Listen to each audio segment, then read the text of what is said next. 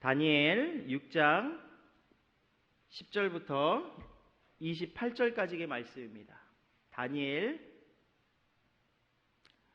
6장 10절부터 28절까지인데요. 제가 가진 성경으로는 구약성경 1242면에 있습니다.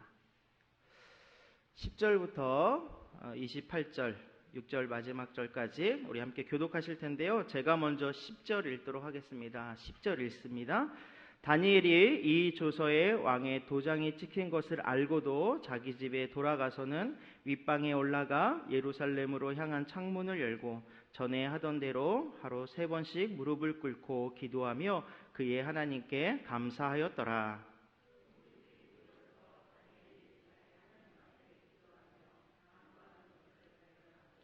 이에 그들이 나아가서 왕의 금령에 관하여 왕께 아뢰되 왕이여 왕이 이미 금령에 왕의 도장을 찍어서 이제부터 30일 동안에는 누구든지 왕 외에 어떤 신에게나 사람에게 구하면 사자굴에 던져 넣기로 하지 아니하였나이까 하니 왕이 대답하여 이르되 이 일이 확실하니 메대와 바사에 고치지 못하는 규례니라 하는지라.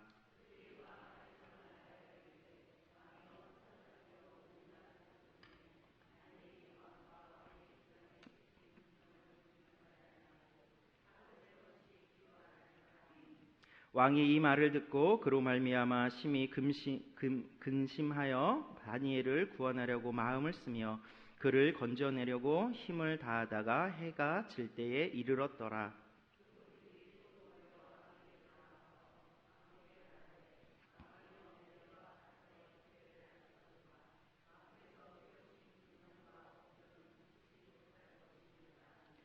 이에 왕이 명령하며 다니엘을 끌어다가 사자굴에 던져 넣는지라. 왕이 다니엘에게 이르되 내가 항상 섬기는 너희 하나님이 너를 구원하시리라 하니라.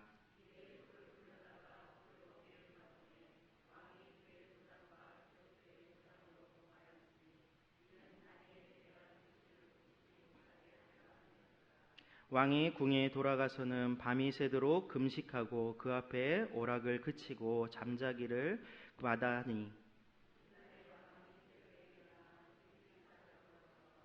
다니엘이 든 굴에 가까이 이르러서 슬피 소리질러 다니엘에게 묻되 살아계시는 하나님의 종 다니엘아 내가 항상 섬기는 내 하나님이 사자들에게서 능히 너를 구원하셨느냐 하니라.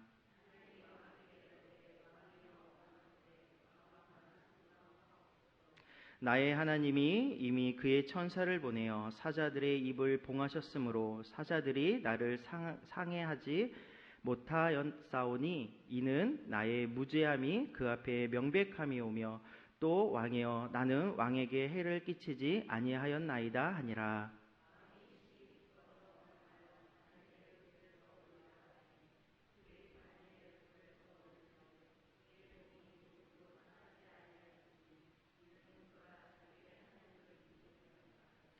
'왕이 말하여 다니엘을 참소한 사람들을 끌어오게 하고 그들을 그들의 처자들과 함께 사자굴에 던져 넣게 하였더니 그들이 굴 바닥에 닿기도 전에 사자들이 곧 그들을 움켜서 그 뼈까지도 부서뜨렸더라.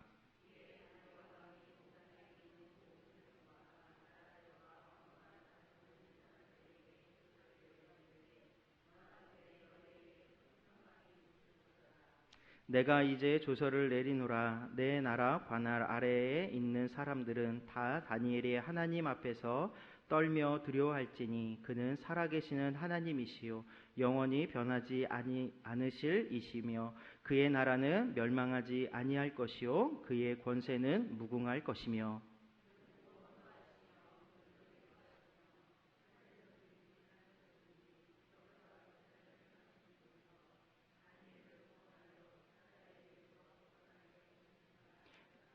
28절 같이 읽습니다.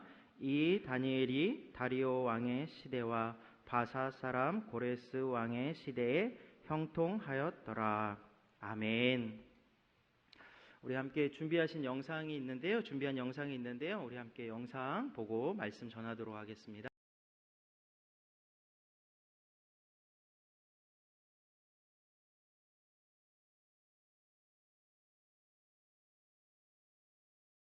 네, 2013년 6월 1일에 실제로 있었던 사건입니다. 어떻게 보셨습니까? 실제 이 땅에서 벌어지고 있는 일이고요. 또한 2014년이라며 벌써 많은 세월이 지났는데 그때보다 지금이 더욱더 악해진 시대가 아닐까 생각되어집니다. 저도 이 영상을 계속 예전부터 몇 년 전부터 알고 있었는데요. 볼 때마다 나는 가능할까? 나는 저런 상황에서 저렇게 담대할 수 있을까? 아마 많은 고민들과 많은 선택의 길이 있지 않았을까 생각합니다. 마음속에 저 행동을 하기까지, 원고를 찍기까지 아마 많은 번민이 마음속에 있지 않았을까 생각되어집니다. 로이 코스트너의 그 용기에 저 개인적으로도 박수를 보내고 또한 그 용기를 저 또한 가지고 싶습니다. 우리나라 기독교, 지금 우리가 드리는 지금 예배의 모범은 대부분 미국의 그 영향을 많이 받은 예배의 모범이고 그렇게 전통을 따라가는 교회들이 많이 있습니다. 미국은 기독교 국가인 줄 다 아시죠? 기독교 국가입니다. 하나님의 은혜로 이룬 국가이면서 또한 하나님께서 이끄시는 나라이기도 하고요. 지금까지도 강대국으로서 하나님께서 그 나라에, 미국에 하나님의 큰 은혜가 함께 하시는 줄 믿습니다. 하지만 미국에서 벌어지는 영상과 같은 상황들, 그리고 우리가 종종 기사를 통해서 접해지는 믿음의 사람들에게 힘든 법률이라든지 상황들이 들려지게 되어지면 하나님께서 얼마나 마음이 아프실까? 하나님께서 믿음으로 세운 나라가 저러한 상황으로 나아간다면 하나님께서 미국을 어떻게 하실까? 참 참담한 상황들이 벌어지고 있고 개인의 삶을 더욱더 추구하고 미국 전체는 국가를 위해서만, 자국만을, 가치만을 위해서 살아가는 모습을 종종 보게 되어집니다. 미국 대통령의 혹시 취임 선언을 보신 적 있으십니까? 취임 선언 하실 때, 취임 선언을 할 때 보면 목사님이 취임 선언에 나가게 됩니다. 그래서 성경을 들고 나가는데요. 목사님이 어떤 설교를 하시는 게 아니라 성경을 들고 나아가면 신임 대통령이 왼손을 성경에 얹습니다. 미국 대통령 취임식입니다. 우리나라 대통령 취임식이 아니라 미국 대통령이, 신임 대통령이 왼손을 성경에 얹고요. 오른손을 들고 다짐문을 외치게 됩니다. 나는 엄숙히 맹세합니다. 라고 시작합니다. 나는 엄숙히 맹세합니다.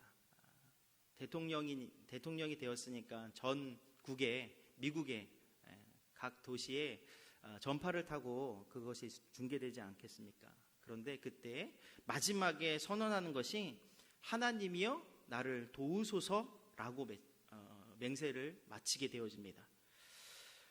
이러한 기독교 국가, 우리나라에서 이런 일이 벌어진다면 어떻게 될까요? 엄청난 싸움이 벌어질지도 모르겠습니다. 그런데 미국이 바로 기독교 국가라는 것을 보여주는 단면이고 또한 맹세를 할 때 하나님이여 도우소서라는 고백을 하게 되어집니다. 대통령이 기독교인이든 기독교인이 아니든 그렇게 고백해야만 대통령이 된다라는 것입니다. 대통령이 성경에 손을 얹고 선서하는 기독교 국가인 미국에서 오늘 영상과 같이, 그리고 영상에서 보여주는 것은 정말로 우리가 단면만을 보는 것 같습니다. 하지만 더 많은 어려움이 미국 상황에 각 도시에 이루어지고 있다는 것을 우리는 기사를 통해서 듣게 되어지는데요.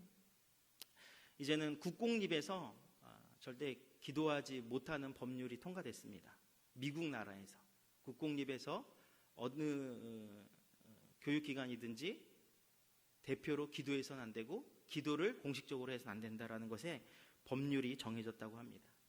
그리고 동성애를 강단에서 하나님의 말씀을 전하는 예배당에서 전하는 것, 죄라고 전하는 것이 꺼려하게 되어진다라고 합니다. 그리고 동성애에 대해서 반대하는 입장에 있는 사람들이 법에 접촉되기도 하고 그가 운영하는 가게가 망하기도 하고 하나님께서 원하시는 것, 하나님이 바라시는 것을 지향했을 때 많은 어려움이 찾아오는 것이 현실에서 나타나게 되어진다는 것입니다. 기도가 우리가 드리는, 하나님께 드리는, 언제나 드릴 수 있는, 내가 힘들 때, 기쁠 때 하나님께 감사의 기도, 또한 애통해하는 그 기도를 드리는 그 기도가 불법이 되어진다면, 하나님께 드리는, 오늘 이렇게 일부 예배에 나오는데 아무런 제재 없이 나와서 앉아서 예배 드릴 수 있는 이 상황이 사회에 영향을 받아서 불법이 되어진다면 나는 어떻게 할까? 미국의 문제만이 아닐 거라고 생각되어집니다. 이미 아시겠지만 유럽의 모든 교회들이 거의 다 무너졌습니다. 그렇게 유럽이 무너지고 이제 미국이 무너져 가고 또한 한국에까지 영향을 미치는 상황들이 벌어지고 있다는 것입니다. 그렇다면 오늘을 나의 믿음을 가지고 살아가는, 오늘을 살아가는 나는 어떻게 해야 될까? 기도가 불법이 되어질 때, 예배가 법에 접촉이 될 때 나는 어떠한 믿음을 가져야 될지 오늘 말씀을 통해서 한번 생각해 봤으면 좋겠습니다. 우리나라 대학교에 이러한 카드가 등장했다고 합니다. 전도 거부 카드. 전도 거부 카드를 들고 있으면 그 사람한테는 전도하지 못합니다. 그 카드에 뭐라고 적혀 있냐면 저에겐 당신의 전도가 필요 없습니다. 이렇게 적혀 있다고 합니다. 전도가 필요 없는 사람이 있을까요? 없습니다. 하나님은 모든 사람을 하나님의 자녀로 삼으시기를 원하십니다. 그래서 우리가 지금도 전도하고 있는 것이고요. 때를 얻든지 못 얻든지 그를 위해서 기도하고 있는 것입니다. 전도는 그가 받아야 됩니다. 그런데 지금 우리 대학교, 우리나라의 대학교에서 이러한 상황들이 벌어지고 있고, 그냥 카드만 갖고 있는 것이 아니라 몇몇 학교는 전도 거부를 넘어서 전도를 못하게 하는 학칙을 만들기도 합니다. 전도하면 안 된다. 이러한 시대 상황 속에서 오늘 말씀 가운데 우리가 잘 알고 있는 다니엘, 사자굴에 넣는 그 상황에서도 믿음을 지키는 그 모습을 통하여서 우리는, 바로 나는 어떠한 믿음의 가치관을 가지고 이 땅을 살아가야 되는지 한번 깨닫게 되시고, 삶의 모습을 결단하여 하나님 아버지께 믿음을 드리는 은혜의 시간이 되었으면 좋겠습니다. 오늘 말씀에서 다니엘이 뜻을 정하여 왕의 명령인 법령을 의도적으로 어기는 모습을 우리는 보게 되어지는데요. 우리 10절 말씀 다시 한 번 더 읽어보셨으면 좋겠습니다. 10절 말씀입니다. 같이 읽겠습니다. 시작.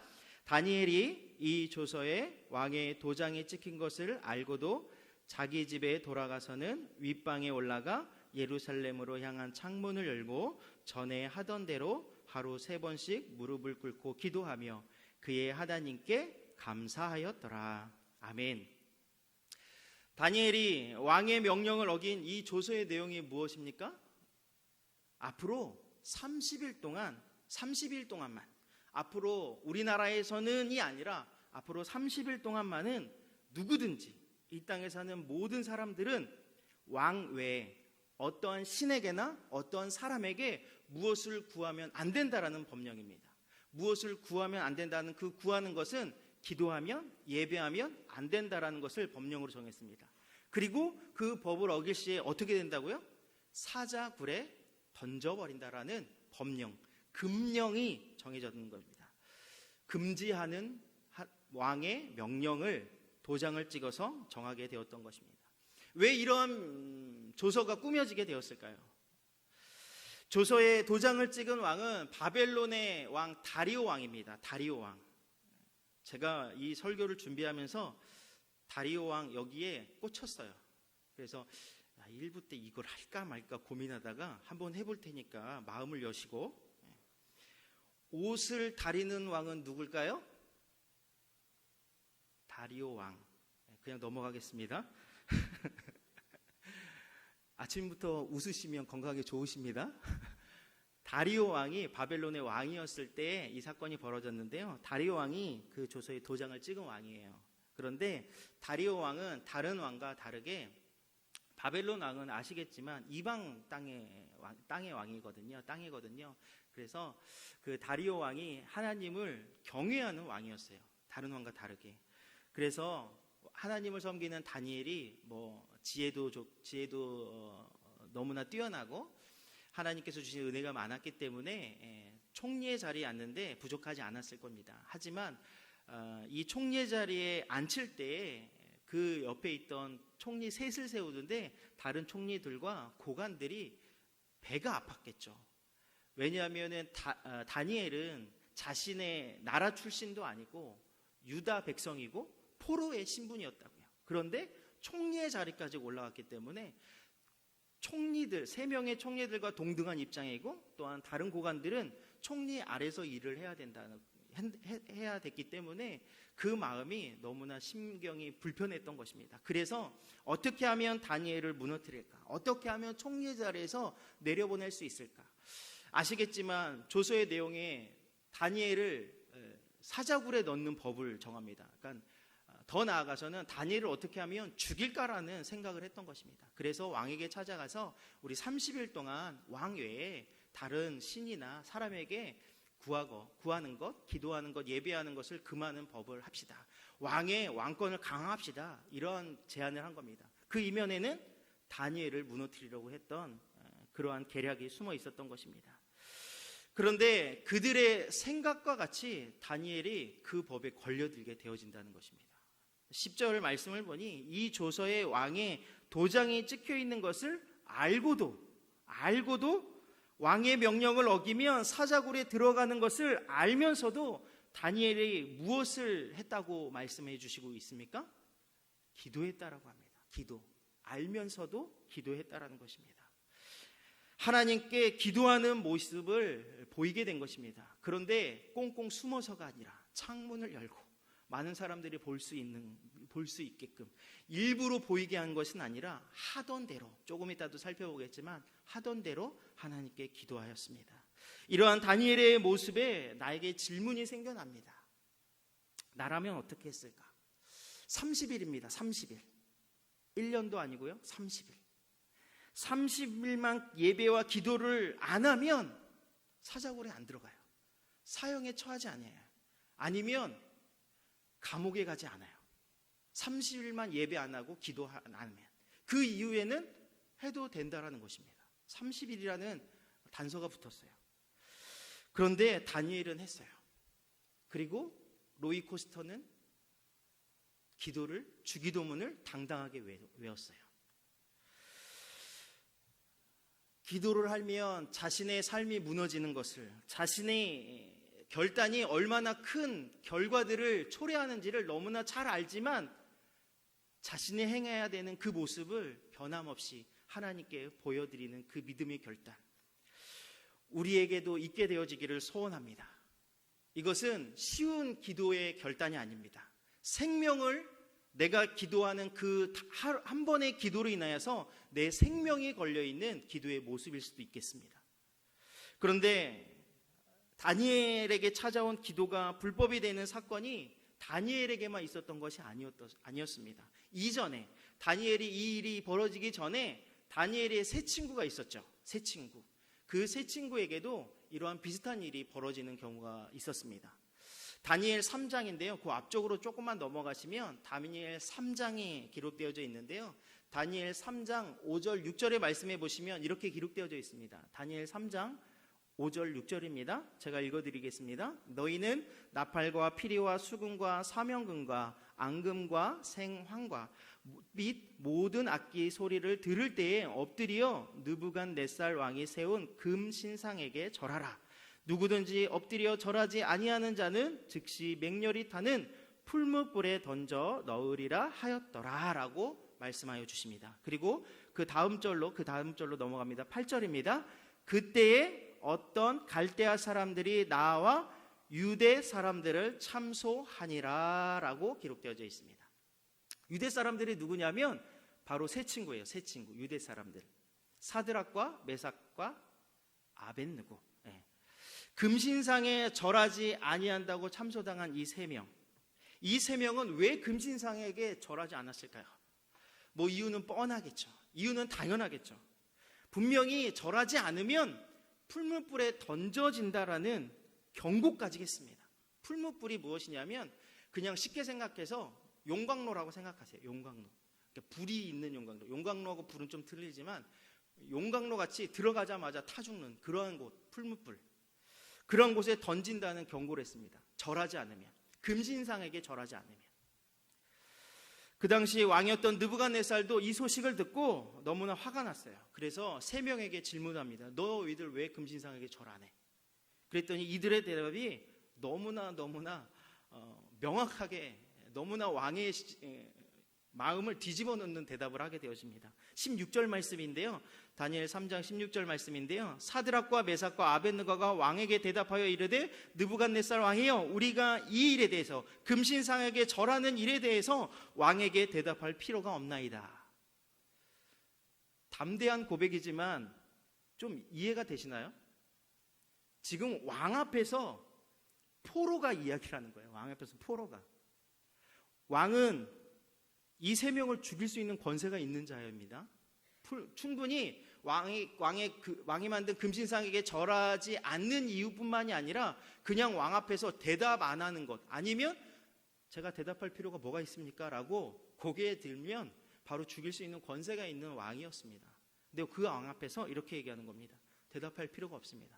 내가 한 행동은 올바릅니다. 내가 하는 행동에 저는 하나님께서 도와줄 줄 믿습니다. 이런 고백이 있는 것입니다.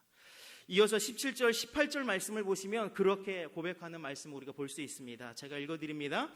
왕이여, 우리가 섬기는 하나님이 계시다면 우리를 맹렬히 타는 풀무불 가운데에서 능히 건져내시겠고 왕의 손에서도 건져내시리이다. 우리 18절 말씀 같이 읽어볼까요? 시작. 그렇게 하지 아니하실지라도 왕이여, 우리가 왕의 신들을 섬기지도 아니하고 왕이 세우신 금신상에 절하지도 아니할 줄 아옵소서. 너무나 단호하지 않습니까? 왕이 아옵소서. 전 절하지 않겠습니다.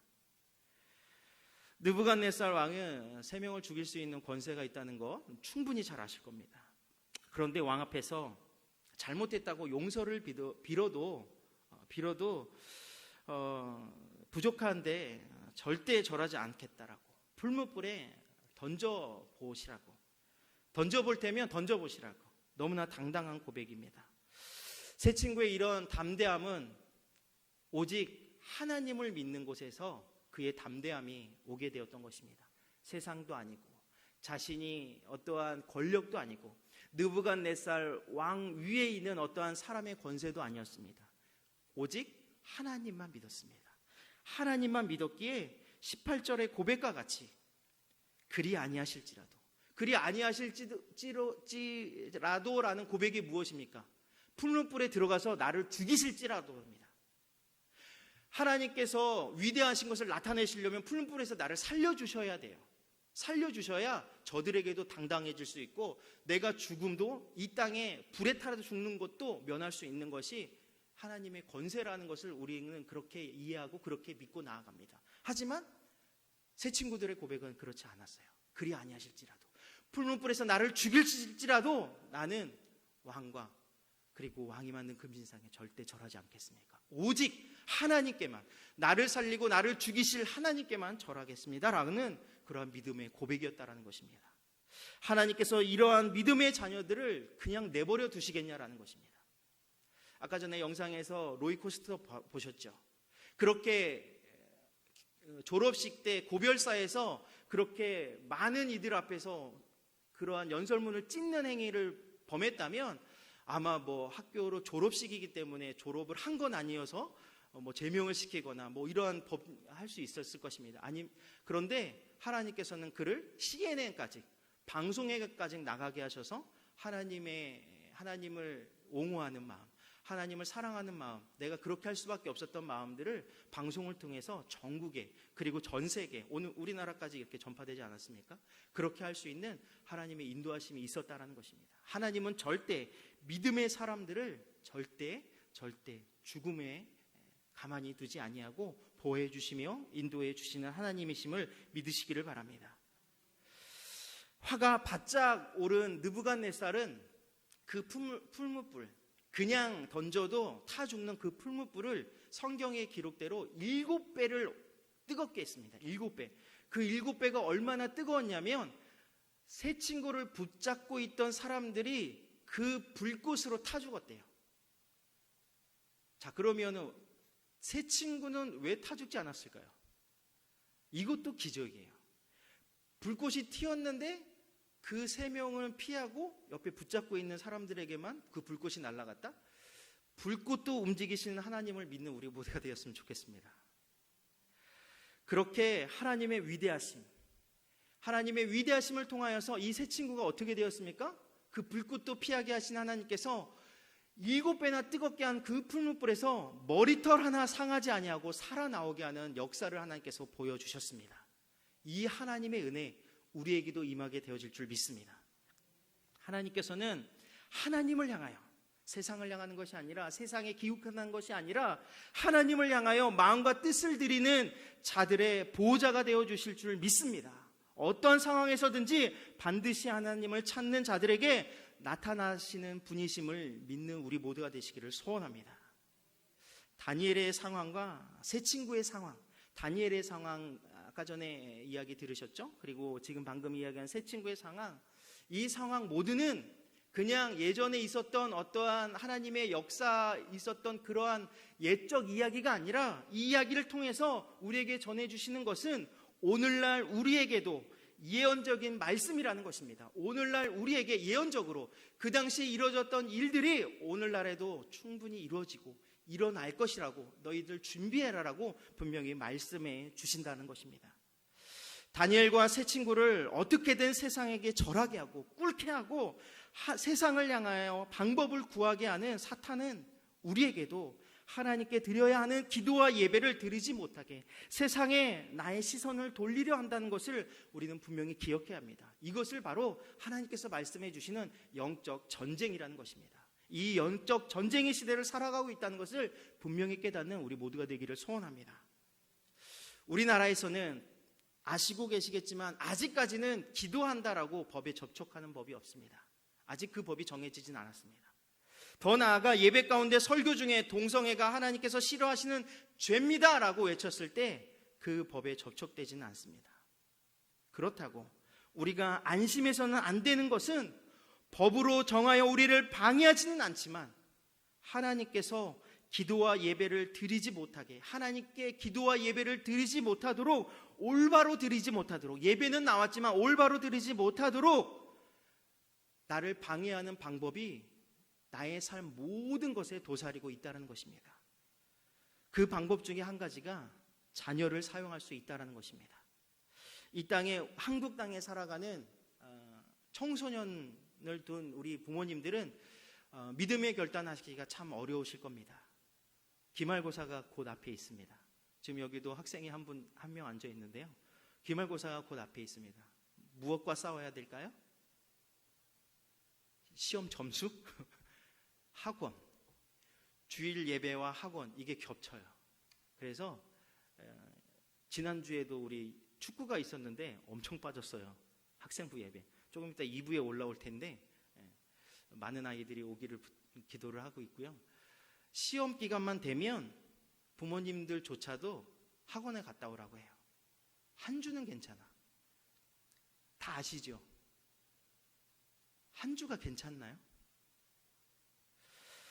물질이 우리를 하나님께 기도하지 못하게, 또한 예배드리지 못하게 할 때도 있습니다.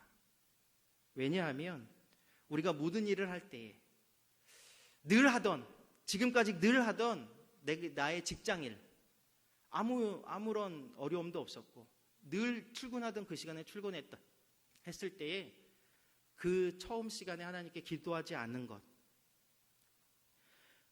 돈에 나의 마음을 뺏기는 것, 이것이 바로 사탄이 사용할 수 있는 가장 좋은 방법이라는 것을 우리는 분명히 알아야 합니다. 그리고 그 방법 중에 또 한 가지가 주 5일 근무입니다. 주 5일 근무. 여기에 계신 분들은 한 명도 해당되지 아니하실 줄 믿습니다. 주 5일 근무를 통하여서 하나님께서는 우리에게 더 큰 여유와 더 큰 자유를 주셨는 줄 믿습니다. 그런데 그 자유를 넘어서 쾌락적인 여가 활동을 하고 주일을 성수하지 않는 모습들이 너무나 많이 우리 한국 땅에 지금 벌어지고 있다는 것입니다. 이 외에도 우리의 모든 삶을 둘러싸고 있는 우리가 의식하지 못하는 것입니다. 우리가 의식하지 못하는 전반적인 일들로 우리를 예배의 자리에서 멀어지게 하고 기도를 하지 않아도 아무런 일이 벌어지지 않는 것 같은 영적 무지로 빠뜨리는 공격을 받고 있다는 그 사실을 우리는 잊지 않아야 할 것입니다. 대한민국 국민은 대한민국 법을 지켜야 합니다. 법 잘 지키시고 계시죠? 안 지키세요? 우리 그리스도인들은 더 잘 지켜야 합니다. 아멘이시죠? 네. 다른 국민보다, 예수 그리스도를 믿지 않는 자들보다 그리스도인들은 더 지켜야 할 줄 믿습니다. 그런데 오늘 말씀을 통해서 우리가 더 확실히 알아야 할 것은 무엇이냐면, 우리나라 법보다, 세상의 그 어떠한 법보다 하나님의 말씀, 하나님의 말씀이 최우선 되어야 함을 믿으시기를 바랍니다. 우리는 대한민국의 여권을 가지고 대한민국 시민입니다. 그런데 또 한 가지 더 큰 시민권을 가지고 있죠? 하늘나라의 시민권입니다. 그렇다면 하나님의 법을 최우선시, 하나님의 법이 무엇입니까? 바로 성경 말씀입니다. 성경 말씀을 최우선시하는 우리 모두가 되었으면 좋겠습니다. 동의하실 줄 믿습니다. 하나님의 말씀이 어떠한 나라 법보다 우선시 될 수밖에 없는 말씀을 또한 기록해 두셨는데요, 이사야 45장 12절에 이렇게 기록되어져 있습니다. 들어보세요. 내가 땅을 만들고 그 위에 사람을 창조하였으며 내가 내 손으로 하늘을 펴고 하늘의 모든 군대에게 명령하였노라 라고 말씀하여 주시고 있습니다. 이 땅의 모든 나라, 모든 사람 누가 만드셨다고요? 하나님께서. 그러면 만든 사람이 정한 법은 누구의 법 안에 속할까요? 하나님의 법 안에 속하겠죠. 너무나 당연한 말씀입니다. 지구에 사는 모든 인종과 민족, 그리고 나라 모든 것을 만드신 분이 하나님이시므로 인간이 만든 법은 하나님의 말씀 안에 속할 수밖에 없고, 하나님께서 죄라고 말씀하시며 싫어하는 것은 하나님 앞에서 불법이 된다는 것을 믿으시기를 바랍니다. 하나님의 말씀과 반대되는 법이 이 땅에 정해지더라도, 하나님께 드려야 하는 기도와 예배를 드리지 못하게 하는 법이 생겨날지라도 우리는 어떻게 해야 되겠습니까? 하나님께서 정해주신 법을 지키며 예배에 나오는 자들이 되기를 간절히 소원합니다. 다니엘처럼 세상을 향해 불법을 행하시겠습니까? 아니면 하나님께서 싫어하시는 행동으로 죄를 지으시겠습니까? 요한일서의 3장 4절 말씀에 이러한 말씀도 기록되어져 있습니다. 죄를 짓는 자마다 불법을 행하나니 죄는 불법이라. 죄가 뭐라고요? 불법이라고요. 하나님께서 정하신 죄는 다 불법이에요. 세상의 법을 어기는 것만이 불법이 아니라 하나님께 대한 죄는 세상의 법을 어기는 그 불법보다 더 큰 불법임을 분명히 깨닫게 되시기를 소원합니다. 일제시대에 있었던 일입니다. 일제 강점기 시대에 신사참배가 참 믿음의 사람들을 많이 괴롭혔어요. 그때에 천곡 감리교회에서 섬기는 최인규 권사님이라고 계셨습니다. 감리교회는 남자분들도 권사님이 되십니다. 그 남자 최인규 권사님이 계셨는데 신사참배하지 않는 이유로 매를 맞게 되어져요. 그 당시에 삼척 경찰서에 잡혀가서 매를 맞게 되어지는데, 그 당시 차국성이라는 권사님, 그 최인규 권사님하고 친하신 분인데, 이 삼척 경찰서 서장님과 안면이 있으신 분이셨다고 합니다. 차국성 권사님이 최인규 권사님이 정신질환을 앓고 있다고, 정신병을 앓고 있다고, 그래서 지금 정신병이 재발된 것이니까 그냥 석방해달라고 이렇게 간청했습니다. 어떻게든 그 매 맞는 것을 좀 피해보려고 간청했던 것입니다. 하지만 경찰서장에게 돌아오는 말은 정말로 생각하지 못한 뜻밖의 말이었습니다. 예수를 믿으려면 최인규처럼 믿으라고. 너도 예수를 믿으려면 최인규처럼 믿으라고. 당신이 정신병자라고 경찰서장이 말하는 것이었습니다. 결국 최인규 권사님은 옥중 생활에서도 신사참배를 끝까지 거부하고 동방요배라고 있었습니다. 동방요배. 천황이 있는 쪽을 향하여서, 일본 쪽을 향하여서 매일 절하는 것이었습니다. 동방요배까지 거부하면서 심한 고문을 받고, 또한 단식으로 나는 예수님을 절대 버리지 않겠다라고 십자가를 품고 단식하면서 옥중 생활을 보내어서 1942년 12월 16일 날 63세의 나이로 하나님의 품으로 돌아갔습니다. 최인규 권사님은 자신의 믿음의 심령을 절대 세상에 꿇지 않았습니다. 하나님 외에 다른 것에 절과 경배를 할 수 없다는 단호함을 외치면서 일제강점기 때 옥에 갇히는 그 당시 법을 어기면서까지 고문과 어려움을 견뎌내셨던 것입니다. 그 외에도, 이 외에도 수많은 분들이 이 땅에서 일제시대 때에 또한 믿음을 지키면서 살아갈 때에 그 이후에도 더 많은 믿음의 선조들이 미름 없이 믿음을 지키려다가 자신의 목숨을 하나님께 드리는 상황들이 많이 벌어졌을 것입니다. 다니엘과 세 친구, 그리고 우리나라에서도 많은 믿음의 선배들이 믿음을 지키면 내가 이것을 버리지 아니하면 찾아오는 어려움이 분명히 있다는 것을 알면서도 그것을 하나님께 내 믿음을 드리면 분명히 어렵고 내 생명까지도 지장이 있음을 알면서도 그 믿음을 끝까지 지킨 그 믿음, 우리에게 오늘 말씀을 전해주실 때 그 고난이 있음을 알면서도 행한 믿음이 우리 마음의 도전이 되기를 소원합니다. 그리고 나에게도 믿음을 지켜야 하는 상황이 찾아오게 되어진다면 나의 믿음의 모습은 어떠해야 할지 결단하셨으면 좋겠습니다. 믿음의 사람들이 목숨을 내놓을 만큼 담대할 수 있었던 것은 다른 특별한 것이 아님을 오늘 말씀에서 우리는 확인해 볼 수 있습니다. 평소에 하던 대로 행하는 모습이 바로 믿음이라는 것입니다. 우리 10절 말씀 다시 한 번 더 읽어보셨으면 좋겠습니다. 10절 말씀입니다. 같이 읽습니다. 시작. 다니엘이 이 조서에 왕의 도장이 찍힌 것을 알고도 자기 집에 돌아가서는 윗방에 올라가 예루살렘을 향한 창문을 열고 전에 하던 대로 하루 3번씩 무릎을 꿇고 기도하며 그의 하나님께 감사하였더라. 아멘. 하나님께 기도하며 사자굴에 넣어진다는 금령이 내려졌을 때 다니엘은 믿음의 모습을 보이기 위해 큰 일을 벌인 것이 아닙니다. 평소와 다르게 크게 부르짖는 것이 아니라 하나님 왜 이런 일을 저에게 찾아오게 하십니까? 라고 하나님께 항변한 것도 아닙니다. 다니엘의 믿음의 모습은 어떠했다고 말씀하십니까? 하던 대로, 늘 하던 대로 하루에 3번 무릎을 꿇고 기도하며 하나님께 무엇을 했다고요? 감사를 했다고요. 이 상황에 감사를 했다고요. 기도하면 사자굴에 들어가는 상황에 감사를 했다라고 말씀을 전해주시고 있습니다. 왕의 조서는 다니엘에게 목숨이 걸려있는 문제였습니다. 우리의 믿음도 바로 다니엘이 보여준 이러한 사건, 문제, 죽음 앞에서 보이는 자신의 행동으로 알 수 있음을 깨닫게 되시기를 소원합니다. 우리가 매주일 오늘과 같이 드리는 이 매주일 예배 드릴 때에 내가 믿음이 있는지 없는지 잘 알지 못할 때가 있습니다. 그러나 나에게 문제가 찾아왔을 때에 한번 나의 모습은 어떠한지를 살펴보면 내가 정말로 믿음이 있는지 없는지를 확인하실 수 있습니다. 많은 문제들이 찾아왔을 때, 정말로 힘든 문제가 찾아왔을 때 믿음의 방법을 찾는지, 하나님께 기도부터 하시든지, 아니면 말씀에 나아가든지, 아니면 변함없이 힘든 문제가 있음에도 예배를 나오는지, 아니면 세상적인 방법, 친구들을 찾아가고 어떠한 세상의 쾌락적인 것들을 찾은 건지, 그 모습을 보면 나에게 믿음이 있는지 없는지를 분명히 알게 되어진다는 것입니다. 하나님께서는 우리의 믿음을 보시고 싶어 하십니다.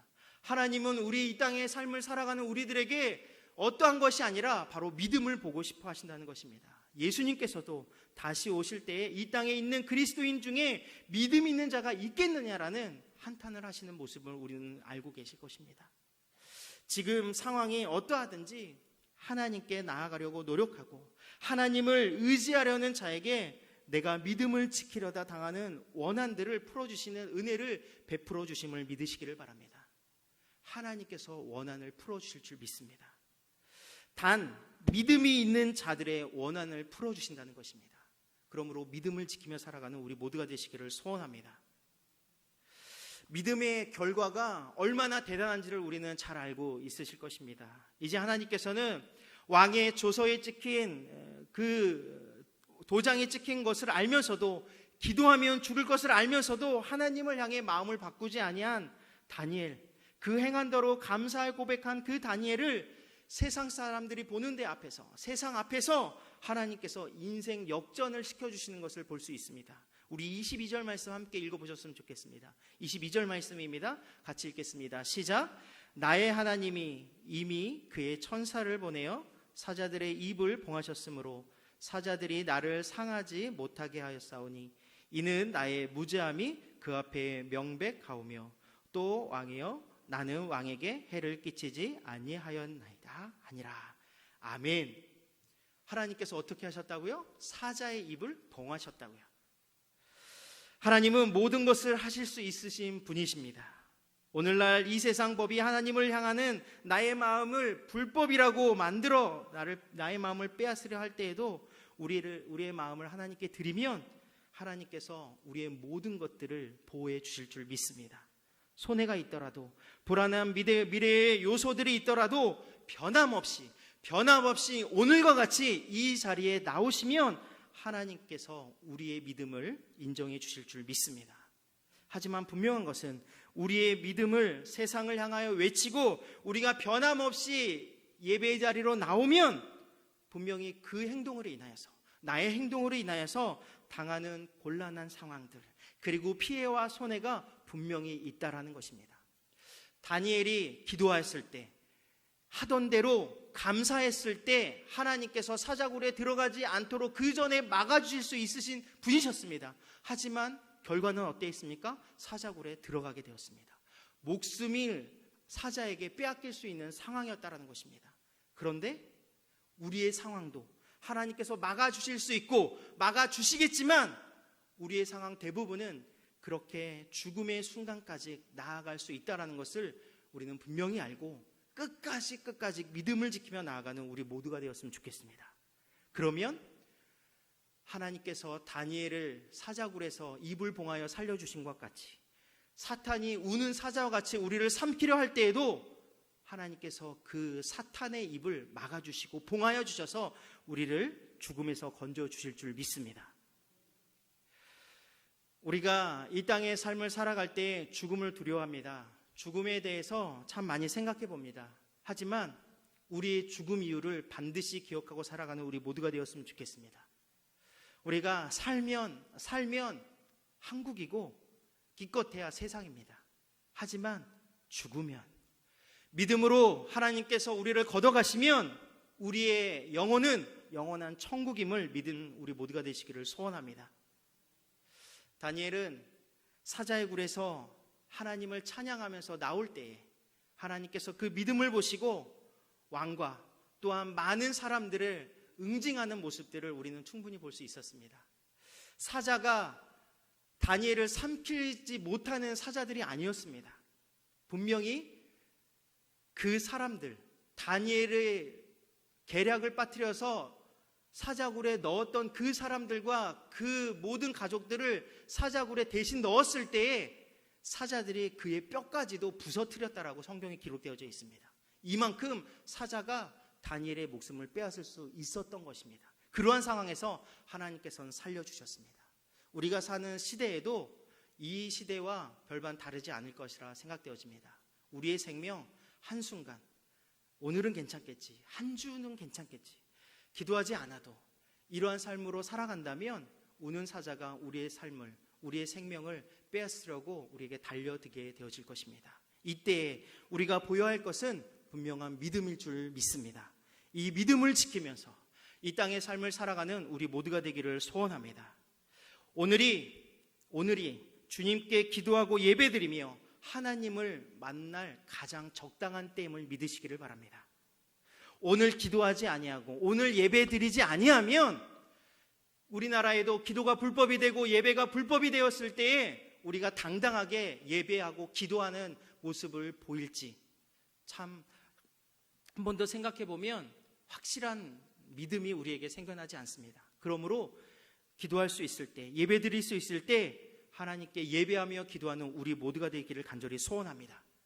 우리 함께 결단합시다. 세상이 어떠한 상황으로 나의 믿음을 흔들려고 할 때에 내 믿음을 지키며 찾아오는 고통과 어려움을 알면서도 오늘 예배를 드리는 것과 같이 매 주일 하던 대로 감사로 기도와 예배를 드리겠노라 결단하는 믿음의 자녀들이 다 되시기를 예수님의 이름으로 축원합니다. 함께 기도하시도록 하겠습니다. 사랑과 은혜가 충만하신 하나님 아버지 감사합니다. 오늘도 주의 말씀으로 우리의 삶을 깨닫게 하여 주시고 나의 믿음이 이 땅의 삶을 살아갈 때에 정말 하나님께서 보실 때 인정해 주시고 그 믿음으로 구원받을 수 있을지 염려가 될 때가 많이 있습니다. 하지만 오늘 말씀을 통하여서 결단할 때에 나의 믿음이 절대 흔들리지 아니하고 기도가 불법이 될 때에도 믿음을 지키며 살아가는 믿음의 자녀들이 될 수 있도록 하나님 인도하여 주시옵소서. 그리하여 하나님께 영광 올려드리며 기쁨의 삶을 살아가는 우리 모두가 될 수 있도록 축복하여 주시옵소서. 모든 것 감사드리오며 예수님의 이름으로 기도드리옵나이다. 아멘.